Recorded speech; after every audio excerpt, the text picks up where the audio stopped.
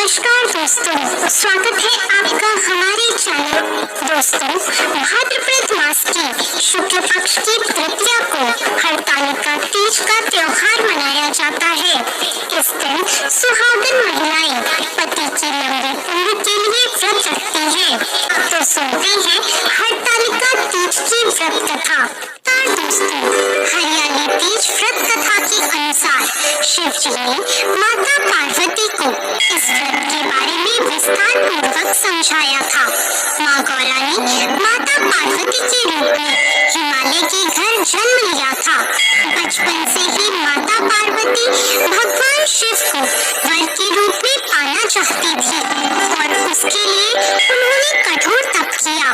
12 सालों तक निराहार रहकर उन्होंने कठोर तप किया। ये सब देखकर उनके पिता बहुत दुखी थे। एक दिन नारद जी ने उनके पिता से आकर कहा कि पार्वती के कठोर तप से प्रसन्न होकर भगवान विष्णु आपकी पुत्री से विवाह करना चाहते हैं। नारद मुनि की बात सुनकर महाराज हिमालय बहुत प्रसन्न हुए। उधर भगवान विष्णु के सामने जाकर नारद मुनि बोले, महाराज हिमालय अपनी पुत्री पार्वती का विवाह आपसे करवाना चाहते हैं। भगवान विष्णु ने भी इसकी अनुमति दे दी। फिर माता पार्वती के पास जाकर नारद जी ने इसकी सूचना दी कि आपके पिता ने आपका विवाह भगवान विष्णु से तय कर दिया है। यह सुनकर माता पार्वती बहुत निराश हुई। उन्होंने अपनी सखी को बताया कि वो भगवान शिव को पाने के लिए ये व्रत कर रही है। माता पार्वती की इच्छा अनुसार उनके पिता महाराज हिमालय की नजरों से बचाकर उनकी सखियां माता पार्वती को घने सुनसान जंगल में स्थित एक गुफा में छोड़ आई। यहीं रहकर उन्होंने भगवान शिव को पति के रूप में पाने के लिए कठोर तप शुरू किया, जिसके लिए उन्होंने रेत से एक शिवलिंग की स्थापना की। संयोग से हस्त नक्षत्र में भाद्रपद शुक्ल तृतीया का वह दिन था जब माता पार्वती ने शिवलिंग की स्थापना की थी। इस दिन निर्जला उपवास रखते हुए उन्होंने रात्रि में जागरण भी किया था।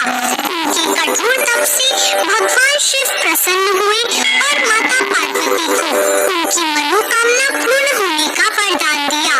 अगले दिन अपनी सखी के साथ माता पार्वती ने व्रत का पारण किया और समस्त पूजा सामग्री को गंगा नदी में प्रवाहित कर दिया।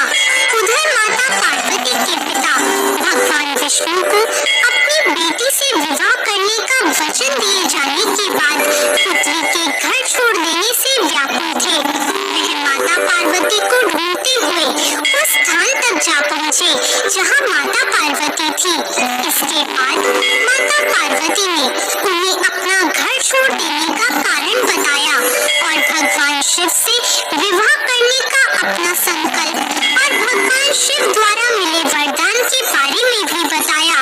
इसके बाद माता पार्वती के पिता हिमालय ने भगवान विष्णु से माफी मांगी और वे भगवान शिव के साथ माता पार्वती के विवाह के लिए राजी हो गए।